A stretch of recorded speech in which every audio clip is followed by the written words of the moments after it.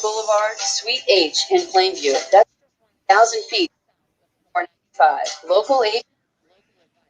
Time to think about it. So do yourself your next insurance bill. Give Ed an 6-935 on at www.all. Edward Insurance is your trusted insurance advisor. Be fearless at MMA Long Island and Setuha Karate. Located at 28 Colt Court in Ronkonkoma, MMA Long Island is the one to learn combat and self-esteem while learning real martial arts to fight back against bullies, predators, and peer pressure. MMA Long Island offers group and private lessons for all ages and levels in traditional Goju-Ryu karate, MMA, and self-defense. MMA Long Island is one of Long Island's most affordable martial arts schools. There are no promotion, belt, or membership fees, and family discounts are available. All classes are taught by 7th degree black belt Sensei John Benedict with over 30 years teaching experience. So whether you want to get in the ring or protect yourself and your family, MMA Long Island can help you reach your goals. Visit MMALongIsland.com. That's MMALongIsland.com or call or text 516-381-9660. That's 516-381-9660.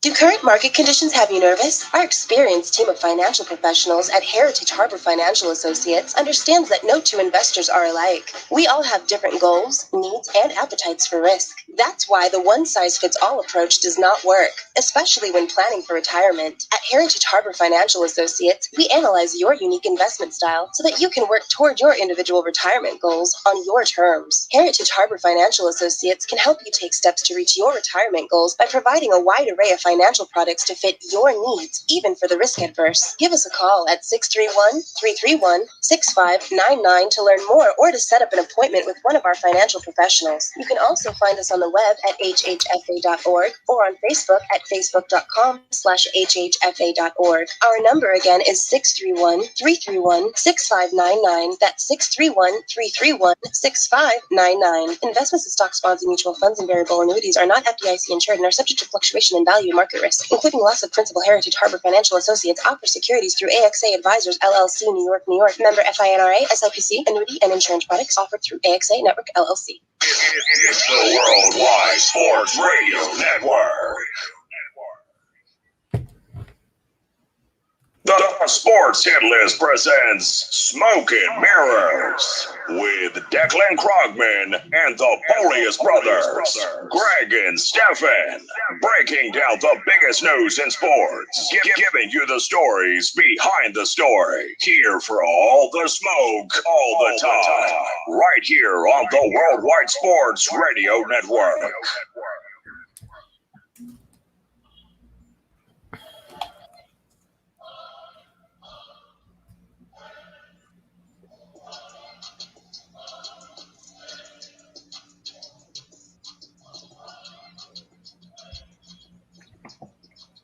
Good afternoon and welcome to the Monday edition of Smoke and Mirrors presented by the Sports Hit List on the Worldwide Sports Radio Network. I'm your host, Stephen Polius, alongside Declan Krogman, Greg Polius, and making his Smoke and Mirrors debut, our man Paul Lawson from the Sports Hit List. Paul, how you doing, fella?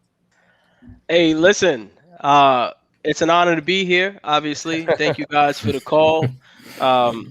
Big fan of the show. Tune in live a lot of times, as you guys well know, as well as on the replays shared to the page. So, but you know why I'm here, PTG, Paul the Great. So thank you guys. I appreciate the diversity, inclusion, and the collaboration that you guys bring on a daily basis. Appreciate that, bro. That was very well said. That was very well said. I'm like, he thought it out. He was ready. He came ready. Hey, I'm in work mode, baby. I got the call when I was at Publix. You know what I'm saying? I feel that. Greg, Deck, how you guys doing? How was your weekend? Weekend was great. Capped it off with a W against the undefeated team and reigning division champs. So felt good getting that W. You was pitching yesterday, weren't you? Yes, I was. Got that W. That's because Exactly. I wasn't in the batter's box. But hey, that's another story. You know what I'm saying? He was- That's another story for another day. apparently, the whole sports hit list wants to take me on. I guess so. Yeah. Heard a lot look, about you. it was a great weekend, except if you're a Yankees fan or if you paid for the fight. I guess. I mean, we took the dub. Watched Cliff throw 8 innings. Came in the ninth, shut the door. We were up 1 run, and then I came in for a 4-out save. Then we were up 1 run, and then blew it open in the 9th inning. But yeah, great weekend, guys. We got a busy sports day. I'm so excited. We got like 7 different things to cover, and they're all semi-equally important. So I can't wait. Yeah, there's definitely a lot to cover. I had a good weekend as well. It was very chill until I got the news that was talked about on Smoke and Mirrors a few weeks back. Even on Friday, I mentioned it. Was it? No, we didn't talk about this on Friday. I mentioned on Friday, I was like, the only thing missing from this show is a Julio Jones trade. I'm saying when we first brought it up. Yeah, I'm saying when we first brought it up. The Shannon Sharp. And that is Julio Jones getting traded to the Tennessee Titans for like a bag of chips. Can we call it that? I mean, it's a 2nd round 2022 pick and a 4th round 2023 pick where the Falcons are sending over a 6th round pick back to Tennessee while they get Julio Jones. I mean, I wasn't expecting it. I actually read a story where there's 3 other teams, they haven't been named yet, 3 other teams in the mix, but none of them wanted to give as much as Tennessee gave. That's crazy. Paul, I know it's ridiculous, but Paul, as our special guest, I'll kick it to you. What do you think about this trade? Is it the right move for Julio? Are you excited for the Tennessee Titans? I'm very excited for the Tennessee Titans. And yes, I'm going to say it's the right move for Julio, mainly because Julio, if you want to go to a competitor, you want to be in a position where you have the ability to be featured while also being in a winning culture. Tennessee is that, right? You got a players coach, Mike Vrabel, solid defense, typically playing with the lead, controlling the clock. And with a kid like A.J. Brown on the other side who's proven he could be a number 1, he struggled at times with rotating double coverages. That no longer is the case. So if I'm Julio Jones, I'm not sure there's a better situation out there that makes more sense than this. A somewhat weak division, right? Jacksonville's still a myth, right? How could you not be excited for Julio, right? So, I'm excited for Tennessee. I'm very excited for Tennessee, I should say. And I'm somewhat excited for Julio. The only thing I will throw out there is Julio wants to win, right? He's been devastated ever since, essentially getting chucked in the 4th quarter and overtime in that debacle against New England back in the greatest collapse we've ever seen in the Super Bowl history, right? I think he finished that game with 4 grabs, right? And 3 of them came on what was their last drive in regulation. An amazing circus sketch. It was crazy against Malcolm Butler and Jason McCourty. So it's Falcons hat. Wow. That's a good one. Hey, I gave you a Julio red today too. There you go. Hey, listen, I decided to wear this way 3/4 of the way of the show. I'll just fall asleep on the air. But the interesting thing to answer your question is Julio has to be prepared to sacrifice astronomical numbers, right? Elite level numbers, which he's had his entire career for winning. And that's where my focal point is Julio the leader, right? Some people have crowned captains and champions in their own right, like Julio was, because he was the greatest player on his team. But now we get a chance to see Julio the leader, right? Taking the young guys under his wing. The young guys is why he's there, right? A.J. Brown's been the catalyst for getting Julio to Tennessee the moment he became available when we didn't think he really was available. And now I'm curious, right? At first it was fool's gold, but now it's real, right? He's literally on a plane to Nashville as we speak. So I'm curious. Yes, I agree with that. Deck, what are your thoughts? What are your take on this trade? Yeah, I think it's a great trade for the Titans. I thought that they didn't give up too much for a guy that can be an impact player immediately. We know he's one of the greatest receivers, in my opinion, of all time. He's going to be a Hall of Famer. Love Julio. Paul, you said they had a solid defense. Reynolds, he's talking in the comments saying their defense is trash. They're all right. Hopefully, I think they have gotten better than last year. But I don't know. The Dallas Cowboys defense is trash. This is coming from a Cowboys fan. That's like a top 30 defense. Maybe that's why he could spot trash when he sees it. Maybe that's true. I guess you gotta see it to know. But yeah, I thought it was a great trade for Julio. For Julio and the Titans. My question is, does A.J. Brown give up the number 11 jersey? I don't think so, but you never know. Already, didn't it? No. Let me tell you why he doesn't. Because receivers can wear single digits. Julio was Ocho at Alabama. Yeah. I think he goes back to 8, right? All the photoshops have gone with that. So I mean, I'd like to see him go to 8, even if he went to. Is one retired on Tennessee? I feel Yes, one's retired. The one's retired on Tennessee. Otherwise, that would have looked pretty clean. But yeah, I looked up AJ Brown on Instagram and I saw his infant daughter in a number 11 jersey, and I was like, he ain't giving that up. He got him there. It's settled. But I thought he said he was. I thought he said he was ready to give it up though. Like I thought there was like reports that said that he was open to it. He said that on Instagram. Yeah, I mean, right. If he did say that, then that's possible. But I do think that also Julio coming in, I could see him going with the 8. I think that's a great point by Paul. He did wear it at Bama, so I think that's the move if I'm him. But more importantly, that offense just got so much better. Ryan Tannehill and that Derrick Henry combo, or the Derrick Henry and Ryan Tannehill combo. Don't do Tannehill like that. Yeah, don't do Tannehill. No, I'm not doing him like that. But I'm just saying, you can't be on the record for a known Josh Allen supporter but hate Ryan Tannehill. All right, I don't hate Ryan Tannehill. No, I was just saying because I didn't want to knock Derrick Henry. So I was saying, Derrick Henry's the best player. I don't think it's a knock on him. Well, I clarified regardless. That the Derrick Henry Tannehill combo. I mean, Ken Irby was yelling at me last year for saying that Tannehill was a very good quarterback. So I don't want to hear anything. Ken Irby yells at a lot of people. I was about to say that. There's nothing new. You just be happy he didn't slam tables on you. Greg, what about you? What's your take, man? Let us know.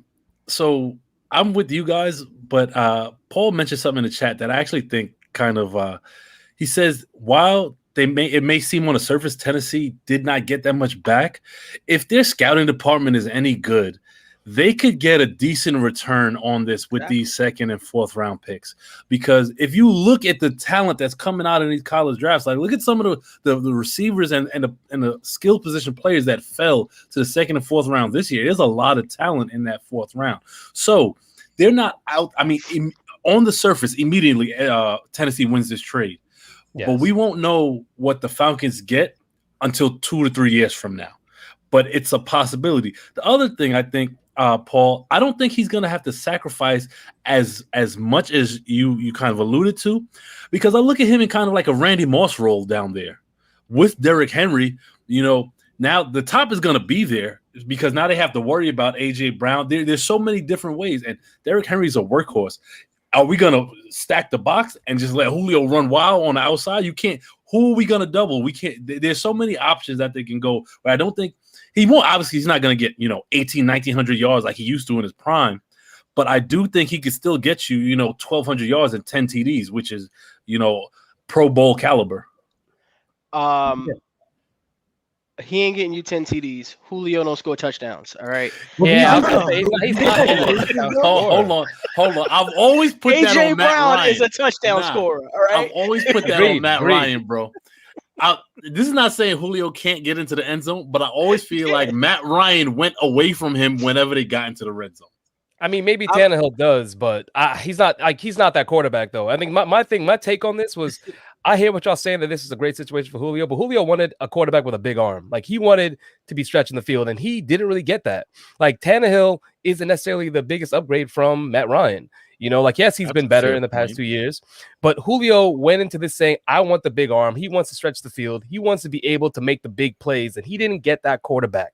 I mean, it's great in the situation, right? But Julio hasn't. It wasn't like he wasn't in a good situation before. Calvin Ridley is a great wide receiver. He had a great wide receiver too, but right next to him. So I believe that. I go AJ Brown though. Oh, I mean, it's a toss. Yeah, I don't think it's definitive that AJ Brown is better, especially the way he started last year. Calvin Ridley to me was a great number 2 on that team, and Julio Jones was in a good situation wide receiver wise, but quarterback, I think it's a toss up really with Tannehill and Matt Ryan. And I was hoping that he would end up with that big arm quarterback. Like again, Greg, we talked about it. The Chargers, I felt like the Chargers, if they wanted to, it's like that. Seeing what Tennessee gave up. If I'm the Chargers, like why wouldn't you go out there and go for something maybe a little bit bigger? Maybe it's a third rounder. I don't know. But I think that for Julio what he wanted. He didn't necessarily get it. The situation is good because you have Derrick Henry, an amazing running game. So like that running game is going to open up the passing game for them, of course. I don't know if Tannehill is going to increase Julio Jones's numbers the way that, inflate them the way that we might think. I get that offense thing, but if Paul, if you don't mind me quickly, just you go first, buddy. Thanks, man. It's your show. I'm a guest, baby. I always like to respect the guests. It's great to have you on. But I think that overall, and I agree with you, the big arm thing. I do think that Tannehill is a pretty good upgrade from Matt Ryan, and Matt Ryan is aging. Tannehill, credit where it's due. You could say Henry, you could say not Henry, but he did have a top 10 season last year. It doesn't necessarily make him a top 10 quarterback, but he did have that kind of a season. And I think it's not so much as, we're just looking at Ryan Tannehill. I think we're looking at that offense, that coaching staff, and that scheme as a whole. You're coming in with a top back that did he get 2,000 yards last year? He was right in the MVP. What do we got? Am I that close to the camera? Is that what's going on? I think a little bit. I think we're all a good distance, and you're a lot closer than we are. Because you know what? I'm always so far away. So I was like, let me. I didn't say I got that. He got that. He got that website in the middle of the night look.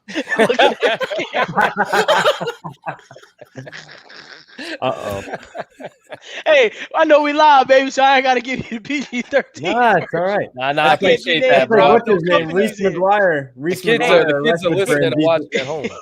Here's the other thing I want to push back on, Steph. You mentioned the big arm thing. Yeah. Most people forget Ryan Tannehill, when drafted by the Miami Dolphins, coming out of Texas A&M, had one of the biggest arms we've probably seen as a prospect since probably Josh Allen, right? If we go futuristic, we knew Patrick Mahomes was a gunslinger. We didn't know Patrick Mahomes was throwing the ball 85 yards down the field on the go, right? That's what we didn't know, right? But we knew he could move around and do a lot. The thing I will say about the deep threat thing, there's an illusion out there that Tannehill doesn't throw the ball deep. A.J. Brown's best asset, right, is the slant route, the comeback route. He's a catch and run guy. He's an 8-yard, get the ball, and he's doing his thing after that, right? He's a take it to the house guy. Julio Jones is one of the best full route tree runners we've ever seen in the National Football League, right? So he has the ability, I think, still to outrun 90% of defensive backs out there. He can win because he can win off the line of scrimmage. And Ryan Tannehill can get the ball 65 yards down the field. I'm confident in that. And that's the thing that's going to be interesting to see. To Greg's point, we talked about him not needing to sacrifice. I think the sacrificial lamb for Julio is they will be playing with leads, which means you don't have to throw the ball as much. Yeah, that is true. He's reaped the benefits the last 5 years of a poor defense, with the exception of the Super Bowl year, right?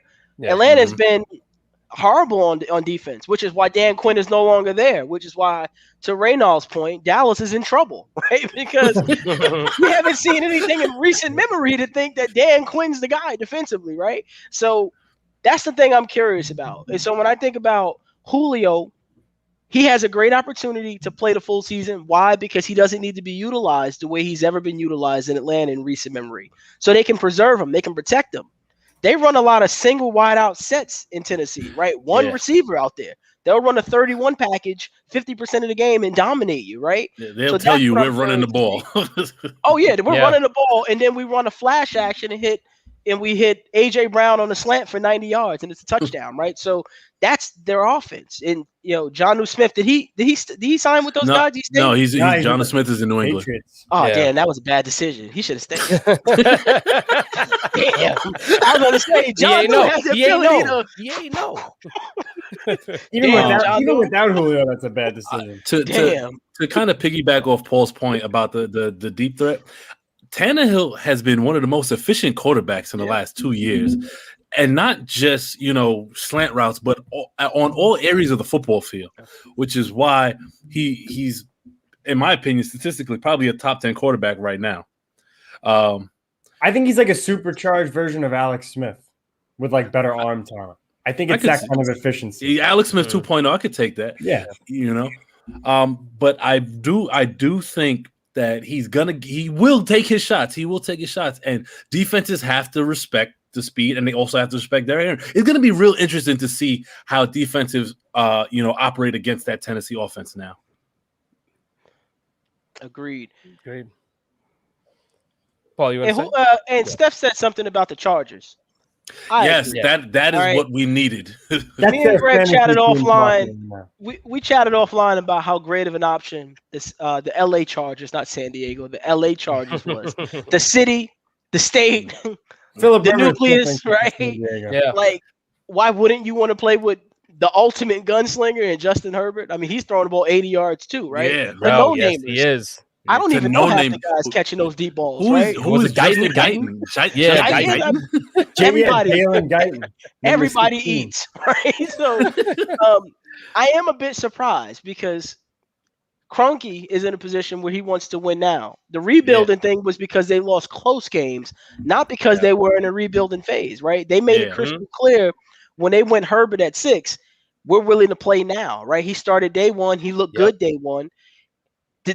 Defensively, they have just been hurt. Darren James, Osa, so on and so forth. Yeah. This is a team, honestly.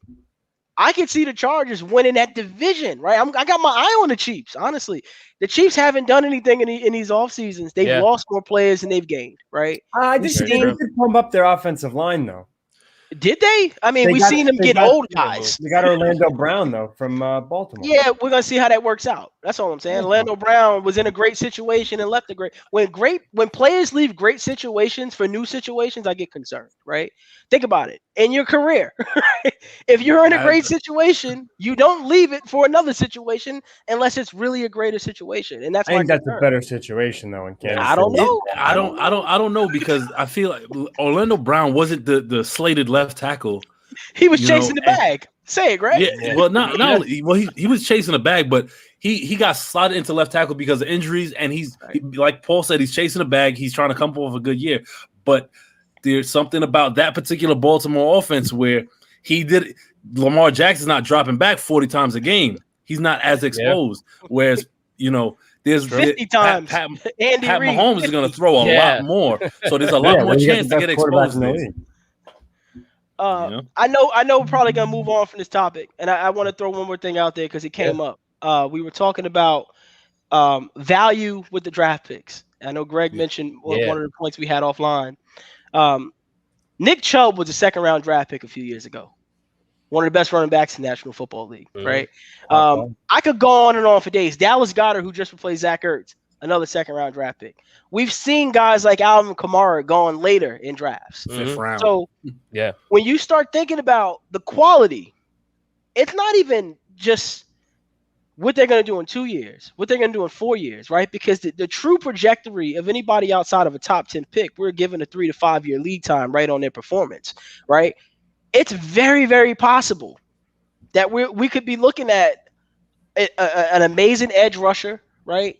That Atlanta gets in this draft, who Vic Beasley never panned out to be that guy. Tank McKinley never panned out to be that guy. With staples for your franchise for the next decade. That's what we can see in round 2, right? Yeah. That's the only thing I'm going to throw out there. So I'm curious to see what it looks like. Same here. The only thing I will say that there were reports that this was the best offer that the Falcons received, and that's just crazy to me that nobody was willing to offer a first-round pick. Yeah.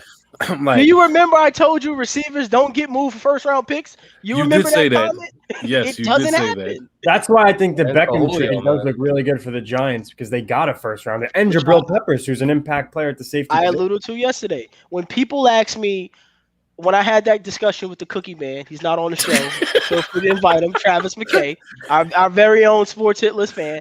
I had this discussion when Odell Beckham was dealt. He was the same level as Julio, 6 years younger, right? And way more marketable, right? I love Julio. Odell's a market guy, right? Being in New York helped him. Yeah. He was dancing, pop locking, flexing, had the honeys.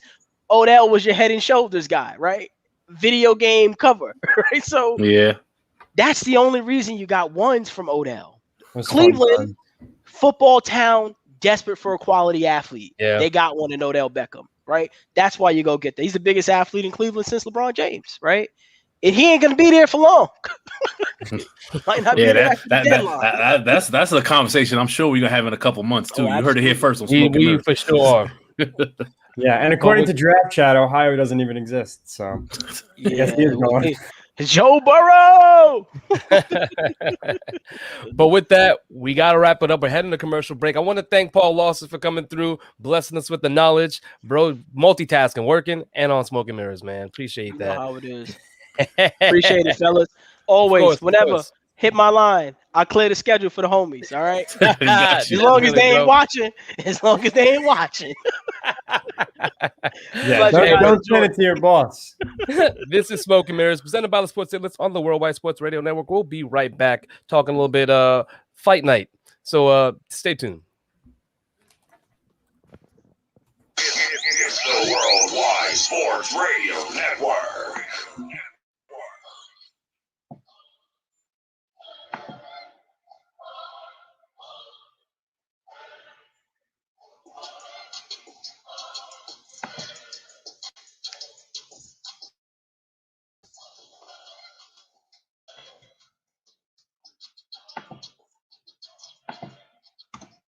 Edward Lehman has been a trusted insurance advisor for over 16 years with insurance solutions for auto, home, commercial, life, and retirement. He's located at 54 Sunnyside Boulevard, Suite H in Plainview. That's just 1,000 feet south of 495. Local agent, local advice. The time to think about insurance is before you need it. So do yourself a favor, and before you pay your next insurance bill, give Ed and his team a call, 516-935-3900, or visit them online at www.allstate.com/EL. Edward H. Lehman Insurance is your trusted insurance advisor. Be fearless at MMA Long Island and Seituha Karate. Located at 28 Cold Court in Ronkonkoma, MMA Long Island is the martial arts school for you if you want to learn combat-proven techniques, build confidence, discipline, and self-esteem while learning real martial arts to fight back against bullies, predators, and peer pressure. MMA Long Island offers group and private lessons for all ages and levels in traditional Goju-Ryu Karate, MMA, and self-defense. MMA Long Island is one of Long Island's most affordable martial arts schools. There are no promotion, belt, or membership fees, and family discounts are available. All classes are taught by 7th degree black belt Sensei John Benedict with over 30 years teaching experience. So whether you want to get in the ring or protect yourself and your family, MMA Long Island can help you reach your goals. Visit MMALongIsland.com. That's MMALongIsland.com, or call or text 516-381-9660. That's 516-381-9660. Take a look under your bed. Find stuff under there? What about jobs? No? Now try your basement. There's a pair of overalls that overall you're not so into anymore. A perfectly good laptop that hasn't sat in your lap in months. And even more stuff, but still no jobs? Well, you really have both. See, stuff is defined as household articles considered as a group. Sometimes this stuff is no longer needed. Wait, no longer needed? That can't be right. Because remember those jobs you were looking for? Those are really needed. And they're the stuff inside your stuff, even inside that winter coat that moved with you to Phoenix. Our job is to unlock those jobs, and it starts when you donate your stuff to your local Goodwill. Here's how we do it. When you donate to Goodwill, we sell your stuff to provide job training for people right here in your community. So just by teaming up with Goodwill, you help create jobs. And isn't that worth parting with the leftover guitar from your 80s cover band?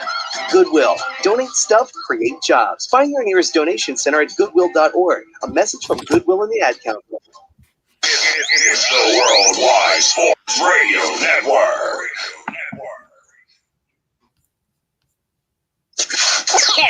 This is Smoke and Mirrors on the Worldwide Sports Radio Network.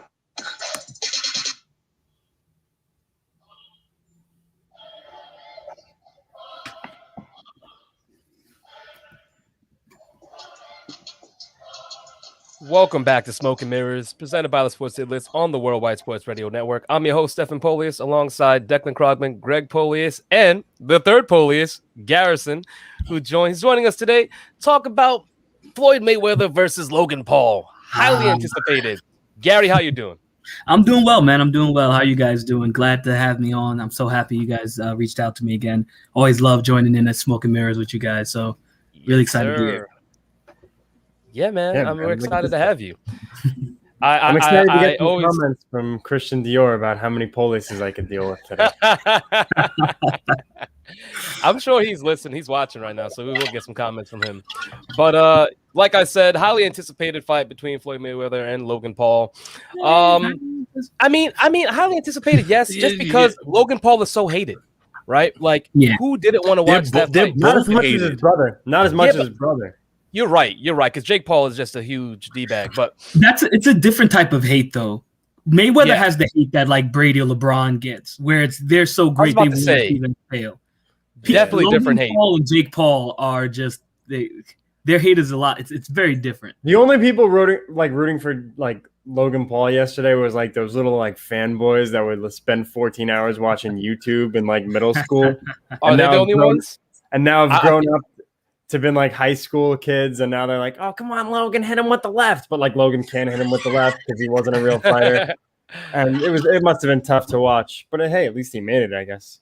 I think everybody on Capitol Hill on January 6th is also rooting for Logan Paul. Just saying. I wonder why. But yeah, so the fight happened yesterday. There were no judges. It was an exhibition match. So it was really, if any decision was going to be made, it was going to be by knockout. That did not happen. So there was no decision. But Gary, I want to kick it to you and give us some insight on how you felt the fight went. 8 rounds of mediocrity.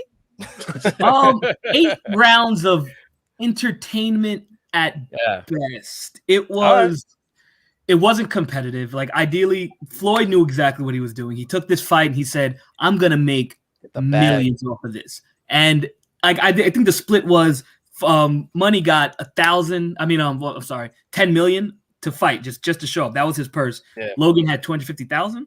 And then he had 50% of the pay-per-views, which is at $4.99 a clip, and Logan only had 10%.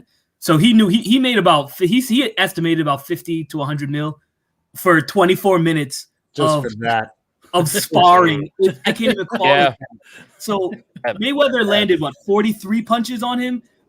Logan had 28. So 13%. And Logan had took a lot more. Punches landed, now. Mayweather did the same thing with Conor. He was gonna play with them, give him a show. Like they were the back end of a round. Logan kind of gave a flurry of punches. You know, Mayweather, he knows how to duck. The man still has a chin on him. He could be 60 and he'll still be able to fight Logan Paul and be okay. So I don't think he was worried about that. He just wanted to make sure he gave people a show in case he wanted to do this again, because this keeps up with his luxurious lifestyle. Like Floyd spends as much money as he makes. So honestly, for some people, I'm sure they were entertained. I know a lot of boxers were not a fan of it because it's making it very gimmicky. When you have these guys who are hungry, ready to fight, ready to play, and they're not getting chances, and you see Floyd Mayweather coming out and fighting him for just a payday. It wasn't competitive. Yeah, he fought him the same way. You bring up the McGregor point. I think that's so accurate. When they fought in August of 2017, it was kind of like the whole similar scheme from Mayweather. We've seen it a lot throughout his career where he kind of plays possum in the early rounds, dances around a little bit, tries to tire you out. And Logan, a lot of us thought he was in good shape. Let's talk about the size difference. This dude looked like he was tired at the end of every round. 30 to 40 seconds. He was throwing punches that he didn't even know where they were going. He threw 217 punches. He landed 28 of them. Yeah, 13%, as you mentioned. Floyd landed 40%. So I know everyone's saying, "Oh, it's a victory for Logan Paul to last that long." But you know what? He got outclassed. I mean, and the reality is trying to knock him out. The best of him. Floyd wasn't trying to. If Floyd wanted to knock him out, he would have knocked him out.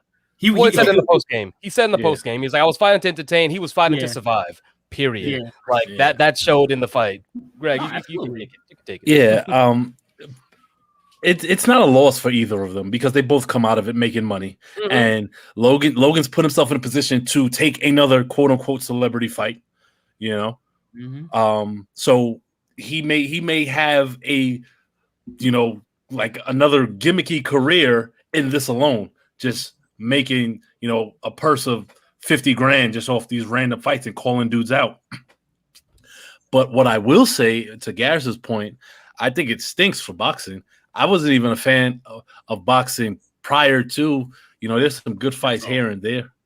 I mean, you know how I always say nostalgia is a Schedule I drug? Here I am. I'm going to be I'm going to go against the grain on my own saying, because the last time I really enjoyed boxing was Mike Tyson, Lennox Lewis, Riddick Bowe, them guys. I haven't enjoyed boxing since then, to be honest. That's terrible. That begs That's the question of terrible if they're trying to get Mike Tyson to get involved with Logan Paul and to get against each other. Is that what they're building up to? No, Mike Tyson would knock him out. I will say this though. Love to see with Logan Paul and what Jake Paul are doing, they are making, like, while it's not going to be a skill base for boxing, they are making it more marketable, and they are going to try to. They're making this shift where people will get eyes no matter what. People were interested. They paid that 50. They paid it, and they even if they weren't entertained with the fight. Sorry, wasted, not paid, wasted. I got it off a free TikTok live stream. I was all right.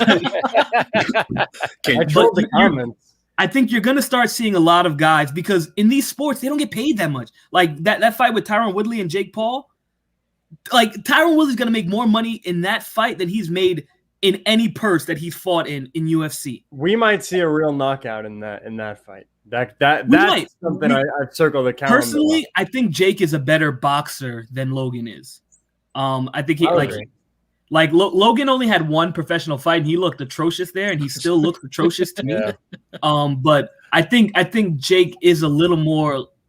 He's just a little more technical than he is. They're both, lightweights of being like far away from being I would say professional boxers. Mm-hmm. But I do think that they're gonna get a lot of entertainment. They're gonna get a lot of eyes on them. They found something that works in this society to make money. And I will say, find that right. Yeah, that's what it is. If it wasn't a celebrity, this fight doesn't happen, because Floyd was what, 34 pounds less than him going into that. He's 30 pounds. Floyd was he was 6'3", 35 or something. Yeah, it looked odd watching them in a ring. Yeah, but not for 1 second would you say, "Oh man, this guy has him."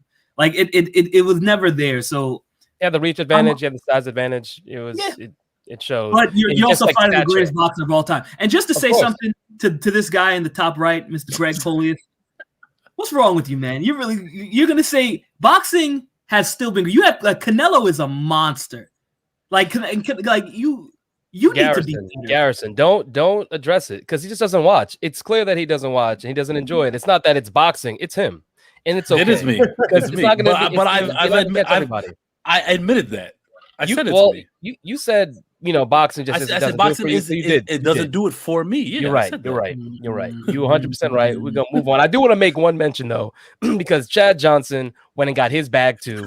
All right, the boy got knocked down. He didn't get knocked out. All right, in his first match ever. I don't know. Meme said otherwise. I saw a meme. No, he did. He got up quick though. I've been listening to Ocho talk on I Am Athlete for the past month and a half, 2 months. He's been talking about getting ready for this fight. I was excited for that. When he got knocked down, I was disappointed, but he popped back up. Ocho's an entertainer too. Ocho's gonna entertain, and this was he didn't look terrible. He was moving on his feet. He lost to a random guy. He got caught with a counter. He was caught and he got dropped. And I can't wait to hear his side of it, because I know they're probably going to talk about it on the podcast. So I was really excited for that. I'm glad he got his feet wet. And I hope he gets he deserves some of those jokes though. His face is not flattering. Hey, he got a cool meal for fighting for 8 minutes. So my favorite meme, complain about that. The favorite meme I saw last night was it was Nate Robinson when Chad Johnson got knocked out and could get up. You're allowed to do that? He was all shook. It was some meme wait, you can get up after you get knocked out? But yeah. You got to see the meme. It doesn't translate to audio, but I can imagine that most memes you want to see them, and so I appreciate you kind of walk the fans through. You're right, but moving on, I want to cover this Game 7, Mavs versus Clippers. I got a lot to say. I mean, Greg and I think you're the only person on the panel that day that had the Clippers. I had Mavs and 7. You had Mavs. I had Mavs and 7. I was the only one. I had Mavs. No, I'm sorry. On the panel. Oh, okay. Yeah. And there was a panel now. Oh my God. I mean, so first of all, Ziggy had a lot of smoke for me yesterday, because I've been coming at Kawhi for about a year and change now, and I just want to tell Ziggy that Kawhi is not out the woods yet, bro. All right, don't let this fool you. It's Okay. still Kawhi. Kawhi is First not round. out the woods It yet. is still Kawhi. I will see you really on the close to the mic. Wednesday live, Ziggy D. Gregory. Wow. Put the initial in there. I heard you. Hey, yeah, I can't even go after Ziggy because Pete Osei made a comment today about I'll only tune in if you don't talk about the Giants. And then Ziggy said, no one cares about the Cowboys. Do your thing, Deck. And I was like, oh, thanks, Zig. So I can't come at him today. But Greg, Who I am mad at in this series is Kristaps Porzingis. oh, I got smoke for him. I got Yes. smoke for him. Bro, who doesn't? the unicorn, we can't call him that anymore. It's over for that. He's just the corn. There was a meme that said he's just a 7'3" Kyle Kuzma. If that ain't the most accurate thing I've seen all season, because you're telling me you're 7th, you know what? And he'll probably lose that too. The next 13-5, 13 and look, if Luka had a modicum of help from him, from Kristaps, they couldn't stop Luka. And he's the one who's mad. Kristaps Porzingis is saying he hates being the co-star. Well, why don't you maybe that's what he is. He's convert 20% of your shots. He's shown nothing in his career as the lead guy to make him say, "Hey, I deserve the ball in the big moment." Absolutely nothing. Horrible, really horrible. I mean, I can't believe the Knicks the Knicks finessed that trade to give up they got so much. I mean, that's revision. We can't say they finessed it. That he was going to end up being this poor. This is bad. He can't stay healthy, and when he's on the court, he's not even impactful. Right, but that's my point is that usually, and you made a great point with the Julio Jones trade earlier, is that we won't know what the capital turns into until it's drafted. Looking at that trade now, that was 2.5 years ago, roughly? Something like that. And you could even tell 2.5 years, the guy that they traded is not nearly as good as the guy that the Dallas Mavericks have right now. So I think that's a big, tell of what that trade really was to the Knicks and the Mavericks. Yeah, no, I agree with that. I mean, KP was a good. Greg, you didn't allude to it. You said it. He averaged 13 points, 5 boards, and 1-3 a game in this series. He just wasn't present the way he needed to be. This is a man that's making 158 mil. All right, you're getting paid to do what? Giannis isn't making that kind of money, right? Which is crazy. And you don't. And the impact that he had on the court was just next to nothing. I mean, Luka on the series, 35 points, 7 boards, almost 8 boards, not 10 assists, 1.3 steals. He was shooting 49% from the field the whole series. Why is Jalen Brunson more impactful on the court than Kristaps Porzingis? Doesn't make sense. It doesn't make sense. Even Hardaway was from a scoring perspective. Exactly. These guys making 100. Gary, say something. That's they lost. If you look at those first 2 games of the series, Luka did his thing. Luka's been balling out for 2 straight years against the Clippers because honestly, Kawhi Leonard cannot do anything to him. Paul George cannot hold him. Patrick Beverley, too damn small. He said it himself. There's no one on that Clippers team that could hold him. By far, Luka Doncic was the best player in that series. By far. But what was different about those first 2 games was that Tim Hardaway was hitting shots. Kristaps Porzingis in the first 2 games, he wasn't terrible. He did enough. Serviceable. Yeah, exactly. But back end of those series, he wasn't.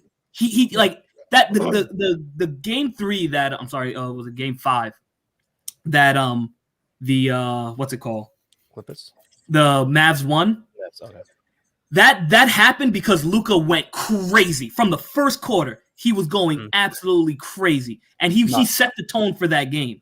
But it got to the point in Game 7 where they were like, "Hey, Luka's gonna get off and he's gonna do his thing," but these guys they're not gonna get anything else. So and they didn't, and they didn't, and that if he had an iota of help, just a little bit, the Clippers go home because the Clippers they're not tough. They're not mentally tough, as people like to say. I remember when they first got together. Oh, this is the toughest team. They're the best perimeter defending team. Crap. It's all crap. Kawhi Leonard can't play that same defense that he's revered for. He got his patties cooked for 2 straight years against Luka. He's switching off because he doesn't want nothing to do with him. And you know what it is too? Kawhi cannot play. He's not the same 2-way player. He cannot put the same efficiency in offense that he did on defense like he did, before. That's gone. So honestly, I see them having trouble. Like Chris said, they're not out of the woods. I see them having a ton of trouble against the Jazz.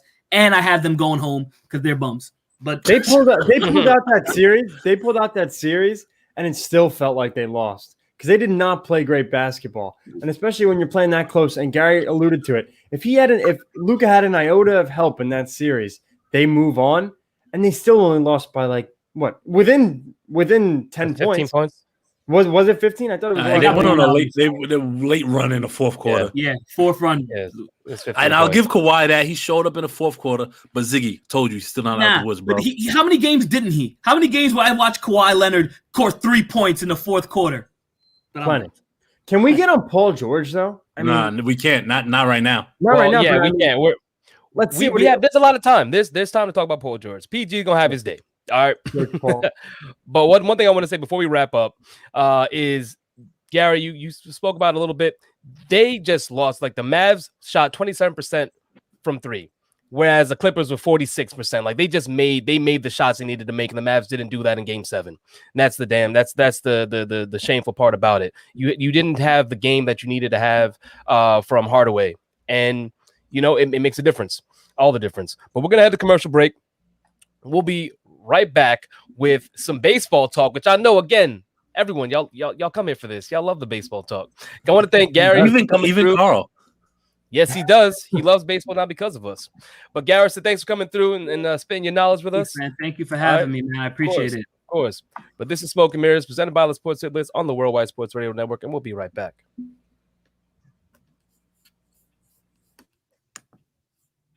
It's the Worldwide Sports Radio Network.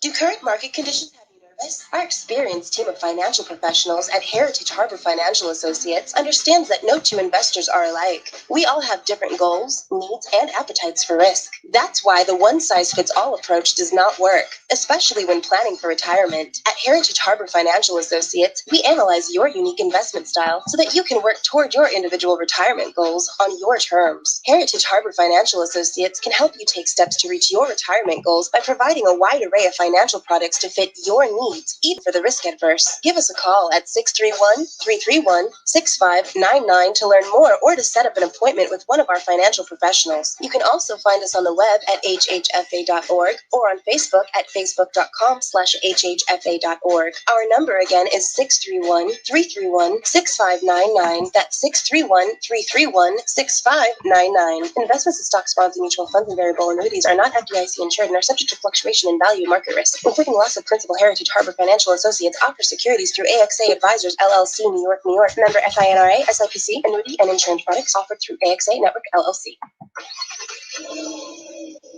Of course my kid's in the right car seat. Well, I think he is. Yeah, my kid's in a booster seat. He was ready to move up. He is ready, right?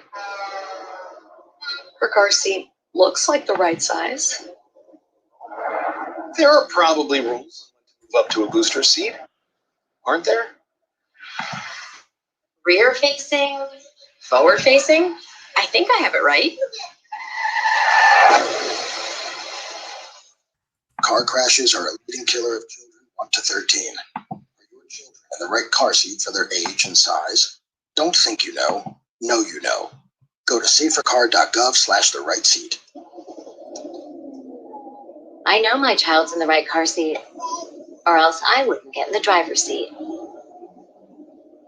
Brought to you by the National Highway Traffic Safety Administration and the Ad Council. You don't usually get a stock tip from a 16-year-old, but I'm here to tell you about a different kind of stock. It's called Better Futures, a stock for social change that's not about making money. Instead, you invest to help students like me go to college. This is beyond a simple donation. It's the opportunity for America to invest in its kids and take an active stake in the future of the country. The return on your investment isn't money. What you get back is knowing you protected our potential. So one day that potential can grow up to become surgeons and architects, executives and engineers, people who could change the future just by being a part of it. My name is Alicia, and I am your dividend. Invest in better futures with UNCF. Visit uncf.org/invest. A mind is a terrible thing to waste, but a wonderful thing to invest in. A public service announcement brought to you by UNCF and the Ad Council. It's the Worldwide Sports Radio Network.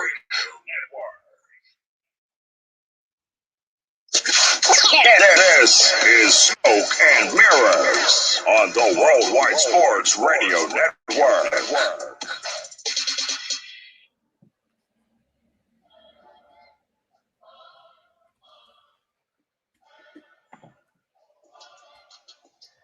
Welcome back. This is Smoke and Mirrors, presented by the Sports Hit List on the Worldwide Sports Radio Network. I'm your host, Stephen Polius, alongside Declan Krogman, Greg Polius, and our third guest, Chuck from the Sports Hit List. Chuck, whoa, the goatee? Is this evil Chuck? Am I looking at evil Chuck right now? He's got the beard. He's got the suntan. Like, so this is actually the beard is my Islanders playoff beard. I know it's all patchy and everything. Beard, I didn't even see it underneath there. I know it's terrible. And the sunburn is I was at the beach last week for my friend's birthday. I didn't put any sunscreen on. So I cracked open that first can, started playing a little football, volleyball, and a couple of hours later, I turned into a lobster. Bro, you know what time it is. Better than that, man. I know it was sad. It was sad. But you know what? I don't know. I was burned. This is what happens. No regret. There's more sad. None at all. I had a hell of a time. The food was good. The drinks was good. The beach was fun. So I was chilling.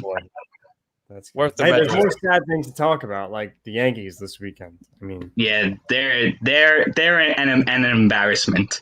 Like they're bad. I just sorry, Deck. I just want to say it's fine. There was a point in time on this show a few weeks ago when a certain host, me truly, said that the Mets were the best team in New York, and you had something to say about it. But I'm glad that you see it the way I see it now. But yes, your Yankees. Your Yankees are not doing well. About that, I know you do, but Deck, I'm actually Chuck. I'm gonna start with you because Deck, I'm gonna let you fire off later. But swept by the Red Sox. Tough series. First time the Red Sox have done that to the Yankees in 10 years, apparently, which is quite a record to have. But it happened in New York. You feeling in New York? Yes, of all places, at home. Chuck, how are you feeling about that? Where do your Yankees go from here? I can't say I'm surprised because I called this since they got eliminated in the playoffs last year. This team is not good. Like they're a one-dimensional lineup, and I don't know what people do not see. Like I just don't get it. And their rotation, they signed Corey Kluber, who I said you can't rely on to give you a full season. And where's Corey Kluber right now? 6 feet in the ground. He's dead. He's dead. Like I don't get it. Jameson Taillon has only pitched into the 5th inning, I think, like once or twice this season. I dropped him in fantasy. Yeah, he stinks. Domingo Germán, who probably shouldn't even be on the team because of what he did. I mean, he's having an all right season, and Jordan Montgomery is doing okay as your 4 or 5 starter. But the bridge between Cole and then to Germán and Montgomery is broken. And that was a big issue. And what did they do? They went the cheap route, and they signed Kluber, and they traded for Taillon. Why? Because the analytical nerds decide this was the best bet for them, and clearly it's not. And the offense, they can't even hit the ball. I have to watch a 37-year-old Brett Gardner in center field every night. Listen, it's upsetting. In the minors. I like Brett Gardner. All right, he's a World Series champion. He was a stalwart in the outfield throughout his career, but it's time to take him out back and put him to sleep. Right? You have yell at him. Damn. A 23-year-old hyped up 5-tool prospect, which is what we were told, sitting in AAA, still not ready for whatever reason, because every Yankee top prospect, is never ready and never lives up to potential. He's toiling away in AAA for what? I don't know. But a lot of problems. You talking about Florida? Yeah. It's unbelievable. He comes in and he hits the ball in the gap and goes down to the minors. What's going on? What's going on with Devi Garcia? He hasn't been too well when he's come up. He just doesn't pitch well. Wasn't he up a couple days ago? He was. Devi Garcia is another hyped up prospect that's not going to live up to the hype. He's not a frontline guy. He's a good pitcher, but he's more of a middle of the rotation guy, which I guess is what they need. But he's very inconsistent. Yes, he's also just 20. He's also 21. He's also 21. In fairness, to him. And the thing that sucks about it is that since he's come up and got hit around a little bit, that top prospect shine has worn off a little bit. So they can't even use him, to go get a bat or another pitcher or something, because his value isn't as high as it was prior to this. That's that whole Cashman thing. I want to hoard prospects. Yeah. Listen, the Yankees have had a window since they went on that magical run in 2017 against the Astros. When did Cashman go with the all-in move? When did he say, forget about the future, we're going all in? Yeah. Well, I mean, in all fairness, since then, the Stanton move was all in, and so was the Garrett Cole. No. The Stanton move was not all in. The Stanton move was a reaction to Ohtani signing with the Angels. Ohtani because the Yankees thought they were in on it. Yeah. Right. No, hold on. Ohtani signed in January of 2018. The Cole move was in December 2017. No. Don't remember. Ohtani came out and said, "I'm not signing with a big market. I want to stay on the West Coast, small market that took the Yankees out of the running." Cashman turned around and went for Stanton when they had a Stanton prototype in right field already. And now look where they are. Stanton came and played the field. So it's a $22 million DH who got hurt and now plays every third day. Stanton didn't play last night. They're off today. They're off Friday, and they play an NL game Saturday and Sunday. So you only have Stanton for twice this week. Twice this week or 3 times this week. I don't know why that's happening either. That's another thing that's been annoying. It does not make any sense at all. He can't play consecutive days, and he's not even playing the field. It's exactly my point. So now we have to watch Miguel Andujar, who's out of position, playing left field, and every time there's a fly ball hit, you kind of hold your breath. And it happened the other night. Yeah, it happened the other night. There was a fly ball that close to the wall, and it dropped. And it cost the Yankees. Steph, you about to say something? I said he had a good outfield assist. I was going to say, Greg, I don't know about you. But this is kind of nice. This is fun. Oh, no. I'm loving this. I'm loving this. Also, enjoy it this sunburn has Chuck on a different level. Because I've seen Chuck upset, but not like this. It's the Yankees always get so frustrating to watch guys come up and strike out. They went and traded for Rougned Odor, who is the same exact hitter that you have 1 through 9 in the lineup. High strikeout guys that can't hit for average. Like, I don't understand. Do you know why they went after Odor? Because the Rangers paid all his salary. That's why. They got him for basically nothing. And it's the money thing again. George Steinbrenner didn't care about money, but at this point, we would have had a Hal cares. That's my point. Hal's super frugal. He's a clown for that, because at this point, George Steinbrenner would have had brought in a bat and probably brought in an arm by now. First of all, Aaron Boone would have been fired a long time ago. He would have been hired. So, I mean, now that we have Cohen, Hal has to be your Wilpons. Like that's the situation you're in. You're dealing with a Wilpon. It's not that bad. Calm down, all right? We didn't get screwed by Bernie Madoff, all right? I mean, but they act like it. You might as well have. To be fair, they have spent money, but they haven't spent it wisely. Definitely not. Taking on Stanton was not a wise move. Like, his contract is I terrible. still contend that was a favor to Derek Jeter. Nah, I don't know. That was Derek Jeter's first real splash as an owner. But like in all fairness, though, what did the Marlins get? Starlin Castro and I was going to say they didn't get much back. But that's why I said it favor. But the problem with Stanton was that Stanton only wanted to go to either the Dodgers or the Yankees. So or it was Giants and someone else also. As you're talking about GMs and bad moves, I must say on that the other team in New York over in Flushing, that Billy McKinney trade from the Brewers is actually working out splendidly with all the injuries we had. He's got a lot of pop. And guess what, Greg? Billy McKinley was a prospect the Yankees had at one point from the Chapman trade. You got Chuck started again. So it's like, why does Cashman, keep trading the wrong guys? Like, what is the data not showing them? Hold on, fellas. Mike Hoffman, who was an adequate, defensive center fielder who I rather watched than Brett Gardner in center field, but I can't anymore because now he's on the Giants. All right. Well, I'm not going to get so mad about a Billy McKinney trade for the Yankees. He's not exactly. I know that, but it's like.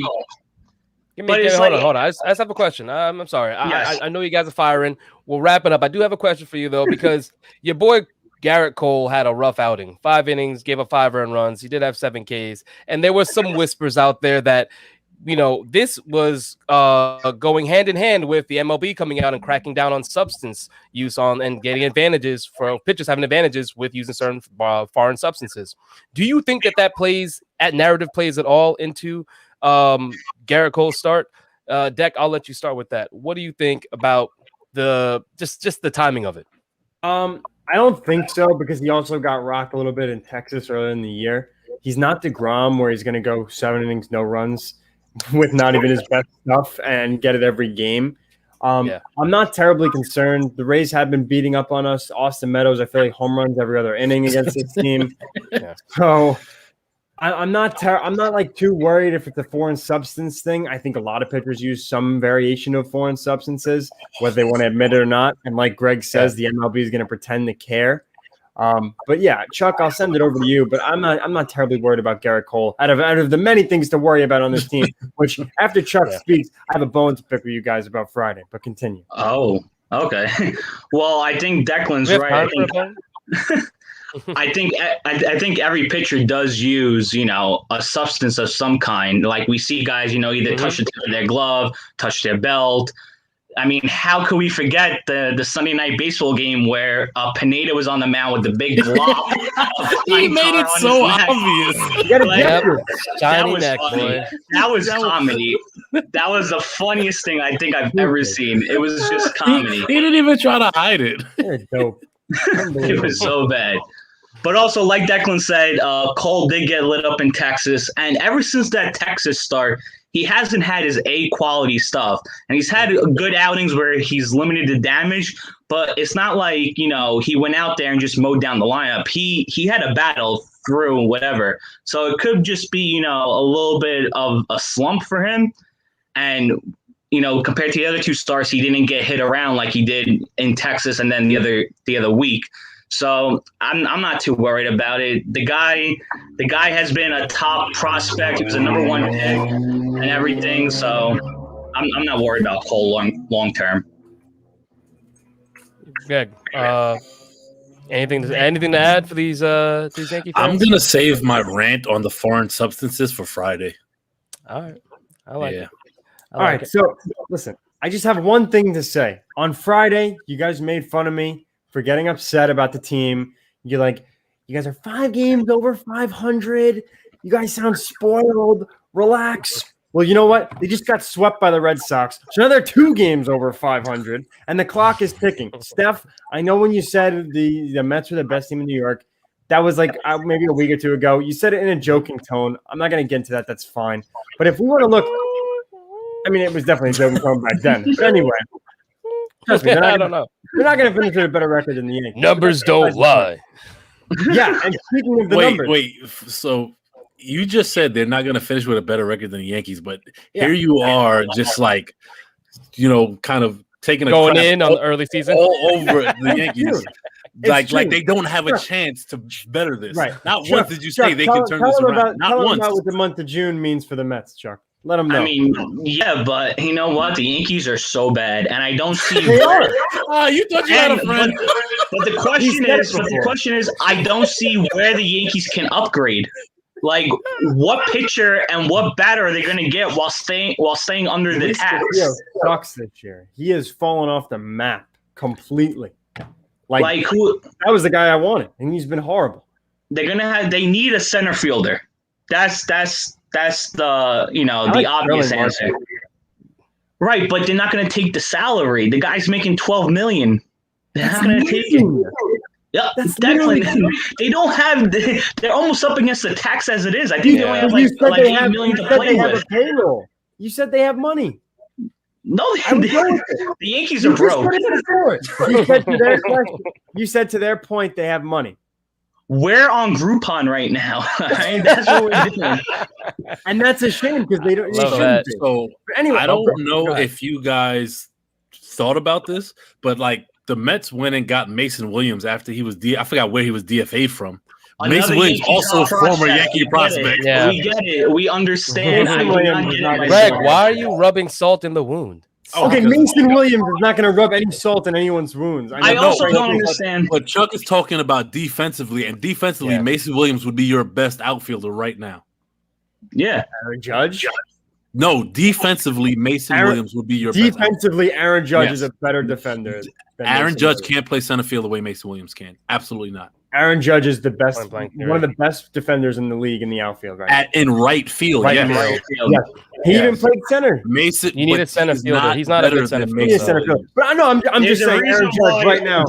There's a reason why Judge got moved from center field after college.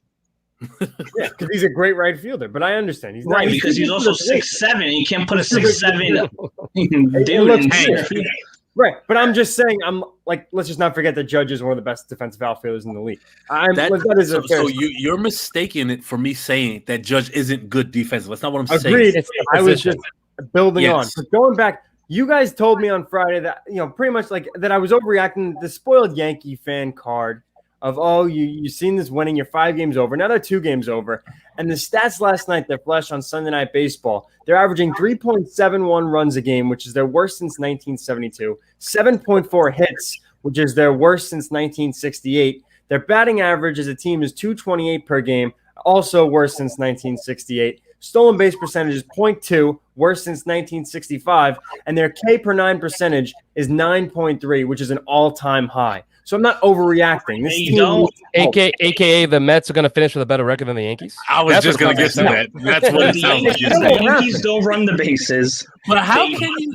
Hold on, Chuck. You're making a point that it's not just about now. Because we said that, hey, why are you complaining? You're 5 games over. You're like, well, now we're 2 games over, and you brought up, but you're bringing up statistics now to support that they look bad, and this is historic.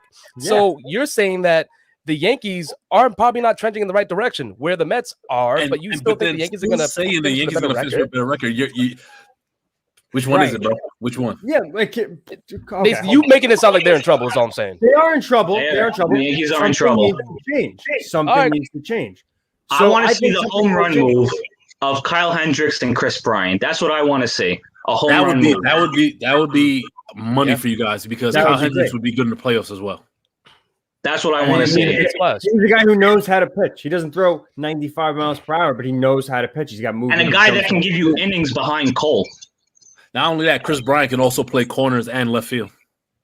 Thank you. There you go. Exactly. He could do a lot of stuff, and you could even try out Frazier. But why that probably won't happen is because the Cubs are playing much better than anticipated. Right. So that probably won't happen. But it's a move that you would have wished they would have made almost before the season. But when Bryant was on the market, yes. Exactly. Yeah. I would like a guy even they could have made a move for like Matt Chapman or something. The Yankees are going to end up with like Alex Cobb and Adam Frazier, and that will be their big deadline, acquisitions. Stupid. It is stupid. I still think they'll win 90 to 95 games. So that's why I think they'll have a better record than the Mets. They're historically bad right now. But the Mets also, like I said, you guys told me not to overreact. Clearly, I should be. Say it, Chuck. The Mets are playing in a division where the other teams are struggling. The Yankees have the Blue Jays, the Red Sox, and the Rays to all deal with. They're not going to be beating up on teams like in years past. That's accurate, but at the same token, I think that the Braves could still wind up pulling out this division. It's an NFC East comparison. It's not like the Mets are going to sit here. They had a good weekend in San Diego. Don't get me wrong. But it's not like they're going to sit here and beat up on all these other teams that aren't in their division for the rest of the year. I mean, this is a team that – I don't trust their offense. It's not similar to – you don't trust the Yankees 2.0. Well, I don't trust the Yankees offense right now either. But listen. Here's the thing, and I'm going to end on this. The Mets are top 3 in defensive runs saved. And they also have the best, either the first or second best starters ERA without 2 of their best starters in the rotation. So that bodes very well for them down the line. There's a lot of help on the way. So I can't imagine a world where you're giving me these statistics about the Yankees being bad and not having really the room to get anyone because they don't have the money for it, or they're not willing to make the big trade. Still having a better record than the Mets, as it looks like right now. They still have a better team. I mean, the record switch just changed. It seems like the Mets have the better depth. They do have the better depth. They have the better starting rotation. They're also, look at their lineup right now. I mean, you have your best hitters hitting 200 too. So I mean, they're winning for now without him hitting. What happened? He's got a bold prediction. He is batting What- 280 hold on, in Chuck the has last a bold 26 prediction. games. Let's- before let's I Sunday. got a bold prediction. I know it's a great trading fantasy. If the Go ahead, Chuck. Yankees lose this series to the Twins, a team that they've beaten up on time and time again, Like Boone will 09. be fired. Somebody will be fired, and I think it'll be Boone. Someone's going All to be right, fed you to the heard it first. Lions. Someone's going to be fed to the Lions. I don't think it's going to be Boone. I think it's going to be Marcus Timms. Something needs to change. I mean, Luis Rojas, I know you guys said that he'd get fired. There's no chance that he's getting fired before the end of the season. I mean, you might have your manager now. So there's bittersweet. But if we're going back to the Yankees, the scapegoat of this is going to be Marcus Timms. I feel like the writing is on the wall. It's another Chili Davis situation. Speedy brought up another good point. Well, not another good point. He brought up a good point. Francisco Lindor has an 8-game hitting streak right now. That's great. He's doing a lot better. And He is. that this is someone that the Mets haven't had to rely on offensively yet they're still winning. So there's still a lot of help on the way for the Mets. Pitching. We'll You win see. games 2-1. You win games 2-1. I mean, that's a good recipe for now. It is. It's a good recipe just for baseball. Always. But it's not going to last. Pitching wins games. Pitching wins Yes, it games. does. So with that, Yes, it does. It doesn't make we're gonna sense. wrap up. Chuck, thank you so much for coming on. I really Thank you. appreciate the energy. You were like ready to go, man. Like The all team the smoke for the sucks. Yankees. It's embarrassing to watch. A $220 million payroll, and then they can't even beat the rebuilding Red Sox. It's disgusting. Yeah, and sympathy. I have sympathy for you because I know what that's like. Thank But you. right now, I'm Thank feeling you. really good. Met fans, see y'all out there. But yes, we're wrapping it up. We're gonna be back at it again Friday between 1 and 2, as you already know. I'm Stephen Polius alongside Greg Polius, Declan Krogman, and our special guest Chuck. Want to thank Garrison as well and Paul Lawson for coming through. It was a great show. We'll see you again, like I said, on Friday. Take care and have a great week.